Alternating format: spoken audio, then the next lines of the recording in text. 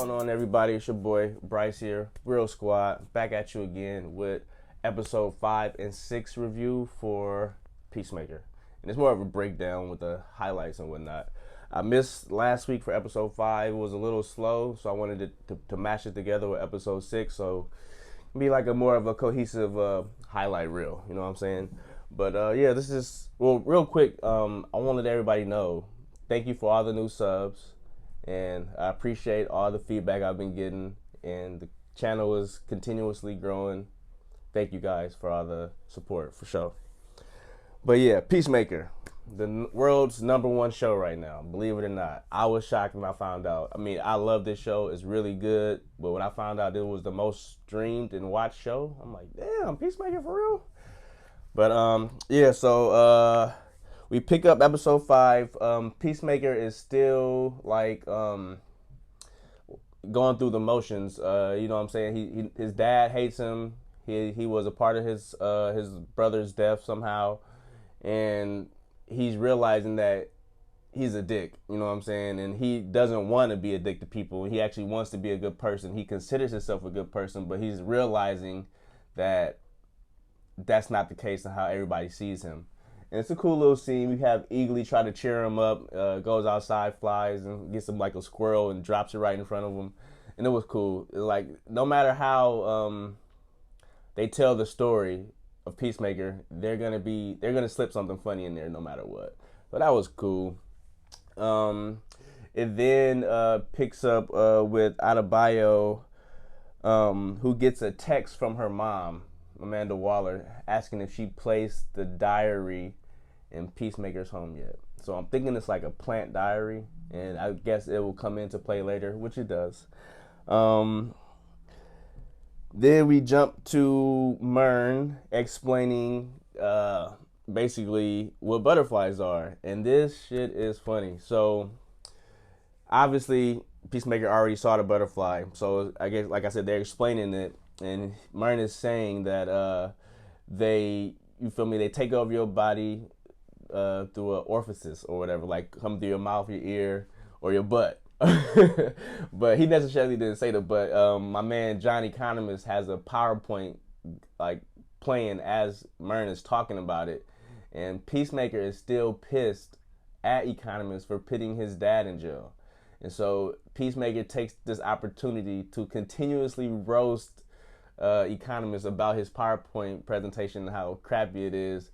And then he just goes on a tangent on like just going bad on him, like, why you put my dad in jail, basically. And he kind of was like, look, I know you mad, but I mean, it was a mistake. And John Cena or Peacemaker goes on a I don't know what to call it, but he names like 100 people of who he could have chose other than his dad, and it's hella funny. I like how that scene played out. It's just so silly, but it works, you know what I'm saying? Then we have Detective Song. She ends up talking to Peacemaker's dad, and he's pretty much convincing her that she's been duped. Like, those not my fingerprints, you know what I'm saying? If you look more into it, I had nothing to do with this shit. I'm being framed or whatever. So at that point, it jumps to the gang, and the whole team, Peacemaker and the gang, are headed to Glen Ty's. If you remember the last episode 4 at the end, Adebayo was putting things together from each case, and everything led to Glen Ty, a company, like a bottling company. And this is where you see like the transition of the team start to happen. As they're headed there, the relationship between everybody is still a little rocky. You know what I'm saying? I mean, Peacemaker is trying to warm up to everybody, but you know what I'm saying, everybody's still treating him like a dick, because he kind of is, and nobody really trusts everybody in the group.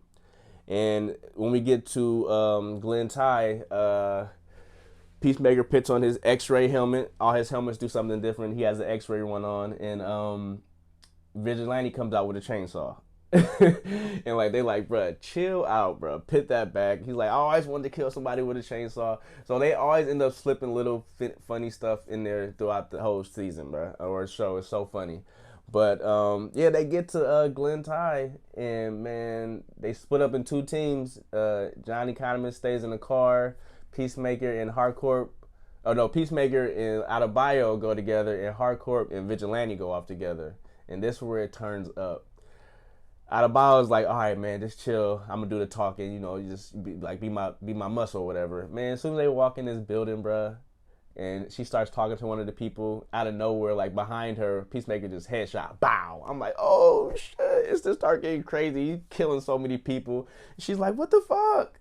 And he's like, X-ray helmet. I can see into their skulls. All of them are butterflies. She's like, oh shit. And so this is crazy, you know what I'm saying? You just get this all-out, action-packed scene of the team just killing so many butterflies. And at the end, if you didn't catch it in like episode 2, there's a news clip of a escaped gorilla. It comes back into play here. So Hardcore and Vigilante ends up like running from like a group of these butterflies into a room, but the room, there's a gorilla who has a butterfly in there, and the gorilla just starts whooping ass, man. It's hella funny, but it's turned up and serious, like, you know what I'm saying? Then you got Peacemaker Adebayo come in and try to help out, and the gorilla is just going ape shit. And I like this scene because I noticed it the second time I watched it. Each one helps each other. So every time the gorilla attacks one person, somebody else comes and tries to stop the gorilla, and it's like a cycle until the gorilla goes through all 4 people. And as soon as the gorilla is about to smash down on Peacemaker, Johnny Economist comes in with the chainsaw and pisses straight. I'm like, what? I'm like, okay, that was clean. You know what I'm saying? Vigilante wanted to be the one to use it, but it ends up being Economist. So that was cool, man. And on the way out of there, you know what I'm saying, they defeated all the butterflies.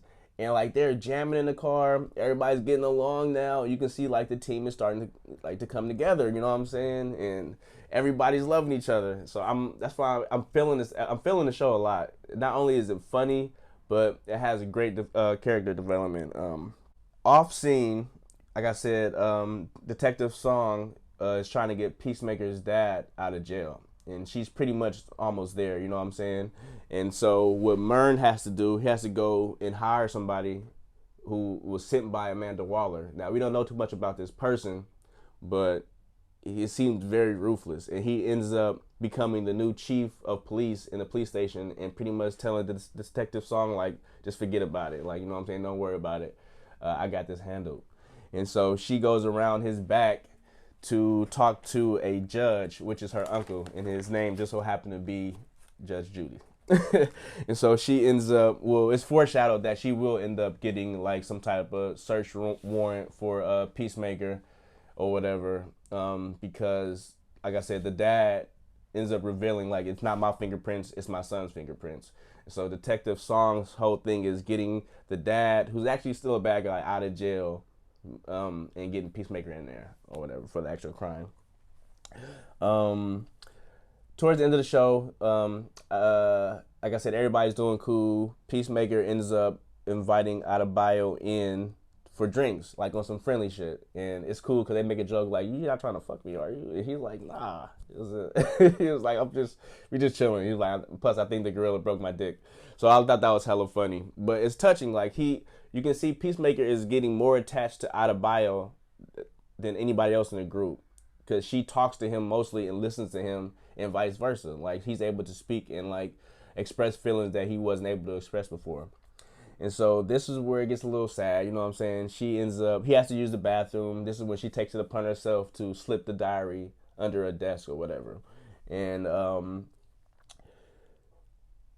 it pretty much ends with that, but there's one more scene. Adebayo goes, she leaves Peacemaker and she goes back to the office. Peacemaker just so happened to leave his X-ray helmet in the office. And when she puts it on, she's like, "Oh, this is pretty cool." She turns around, looks at Mern. It's a butterfly in his head, and he chases her out the office and cut scene. I'm like, oh, okay. So I'm like, all right, that's how they ended it. That was a nice little cliffhanger. Mern is is a butterfly. Okay. Moving right on to episode 6. And with episode 6, oh, real quick, I'll give episode 5 out of 10. I give it a 7. It was about a 7. 7.5. But episode 6 comes in and it picks up right where we left off. Adebayo's on the ground. Mern is standing over her. Hardcore is just so happened to be walking up at the time. You feel me? And Mern explains like, "Look, I'm not here to kill you." You know what I'm saying? And Adebayo's like, "Hardcore, grab the gun. She's a butterfly." And she's like, "Relax, I know already." So we find out that the entire team knows that Mern is a butterfly, except for Adebayo and Peacemaker. And we find out, do a little bit of more dialogue with Mern, that the butterfly's planet was dying, and so they came to Earth to survive, in which they were going to live their life out here. But the queen, which was the butterfly that Peacemaker ends up capturing at the end of the I think it was the second episode, that is the queen butterfly. You know what I'm saying?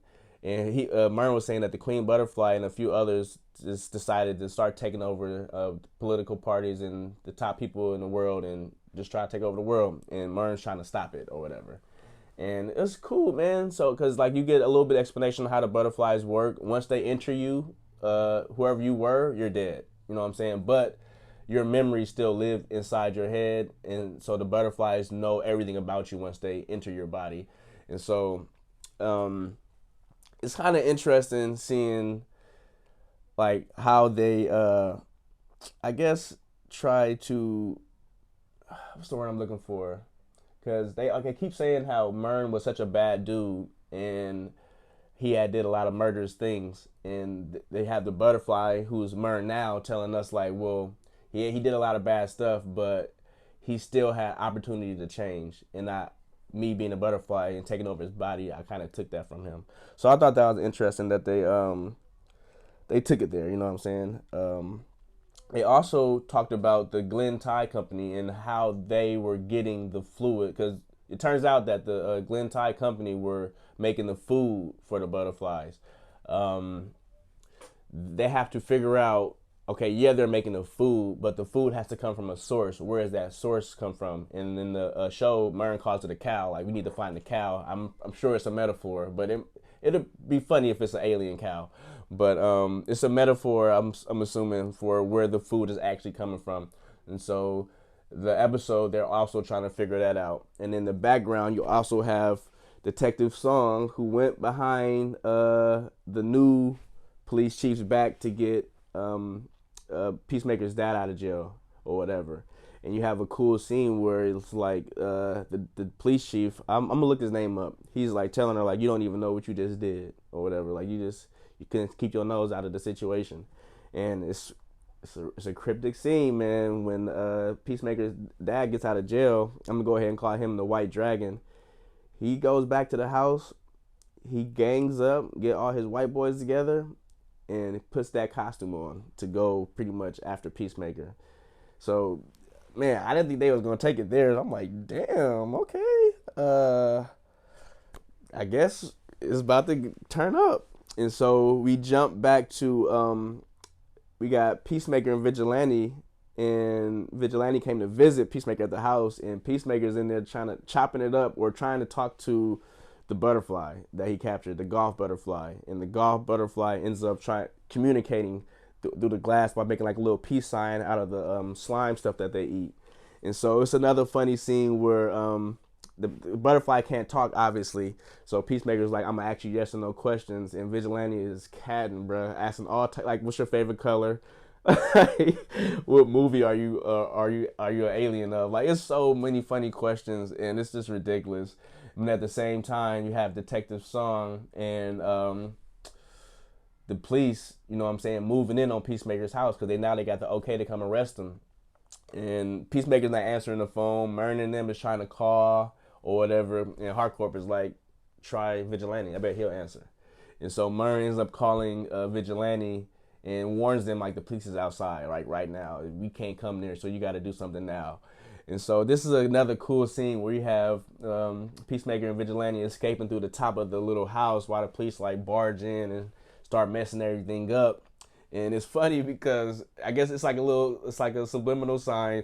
Vigilante has to tie the butterfly golf around him and he like in a jar. So so the jar is behind him as he climbs up. So they climb on top of the trailer. They get into the trees. They're hiding out in the trees, and this shit is, it is so funny how they do this. But Vigilante ends up falling out of the tree. The fucking glass breaks. The butterfly flies into Detective Song's mouth and kills her and takes over her body. And we know that butterfly is the queen. And so Vigilante and Peacemaker are like running through the forest trying to get away because all the police are coming now. And they get saved by the mystery cop, the chief of police.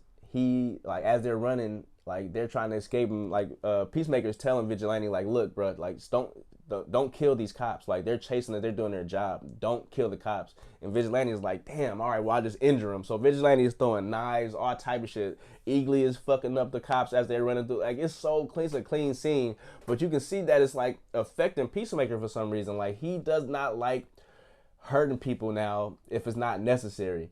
And so, like I said, they get saved by this chief of police where they're surrounded by like 3 cops. The chief of police come out of nowhere, bow, bow, bow, drop all of them. And Peacemaker's like, what the fuck? And chief of police is like, there's a car waiting for you guys. You might want to hurry up and get to it. And so, like, Peacemaker is jogging, Vigilante's jogging to the car, but Peacemaker is looking back like super confused. And you see the police, like the chief, like standing over the bodies that he just shot, making sure they're dead and executing them. And it's like, it's messing Peacemaker up. So Peacemaker gets to the car and he honks the horn hella loud. And Vigilante's like, why would you do that? He was like, don't worry about it. But he obviously did it so the other police can find out where the shooting was happening at. And so you get another cool little scene where Detective Song, who wakes up as the new queen, and she just goes on one, you know what I'm saying? Because her detective partner, I guess they have a thing or whatever, and the butterfly starts to realize that, like, oh, she actually liked you. And, you know, it's just cool, you know what I'm saying? And she calls in reinforcements. She calls in more butterflies, and those butterflies come take over the other police officers and all the prisoners in the jail or whatever. And it's like, damn, so this shit is turning up. I think it's like maybe 1 or 2 episodes left, but she immediately just like, fuck it, we rolling on shit. And so she has like a pretty much all the police and all the criminals under her, and they're coming after Peacemaker as well. And this is where there's like this is where the second cliffhanger comes in. The diary that Adebayo left, the police ended up finding or whatever. At first it was okay, you know what I'm saying, because the chief of police was like a plant. So when he got the diary, he was like, all right, I'm not gonna say shit about this, you know what I'm saying? So it's whatever. But now that everybody got took over by butterflies, including him, they're all under the control of the queen. And so they have it's like a big conference like on the news, and they pretty much say that Peacemaker is a lunatic, and in his diary he's writing that people are aliens and he has to cleanse the world of these aliens by going around and killing like hella people. And they even called the Glen Ty situation the Glen Ty massacre when they went to the Glen Ty company to kill all those butterflies. And they're putting all the blame on Peacemaker. And we know that Amanda Waller wanted that diary to be planted there. So it's like, you know what I'm saying? It's eating Adebayo alive that she did that, because she knows what she did, and she's feeling terrible. It's actually a cool little scene with her and her girlfriend talking about how she thinks she should leave because she doesn't want to lie to her mom, but she doesn't want to betray her team, and she feels terrible what she's doing to Peacemaker. And so she just wants to just back out of the whole situation. So the way they're doing this show is like, it's crazy because it can get to you emotionally. It's hella funny and it's hella action packed, and it doesn't pull any punches as far as dialogue and what we're going through in the world today. And I'm pretty sure if you read between the lines, you'll get what I'm saying. Like, they not tripping off that PC shit. They just tripping off good writing, and I love that.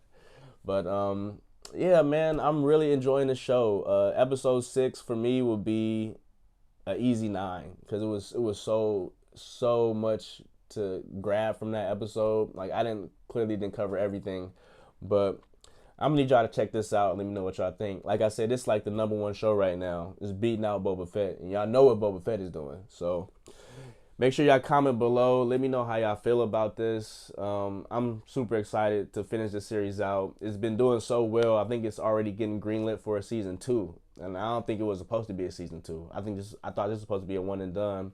And then James Gunn, who's the director and writer for this, was gonna pick another Suicide Squad character to come in and do. But damn, that shit might get pushed to the side because Peacemaker is just all that right now. You know what I'm saying? But thank you guys for coming through. I don't want to keep you out too long. Like I said, this is episode 5 and 6. Make sure you comment. Let me know how y'all felt about the episode. Did you see it? Will you see it? And hit that like. I need those likes, man. Get the channel circulating. Appreciate you guys. It's been real with the Real Squad. Peace out.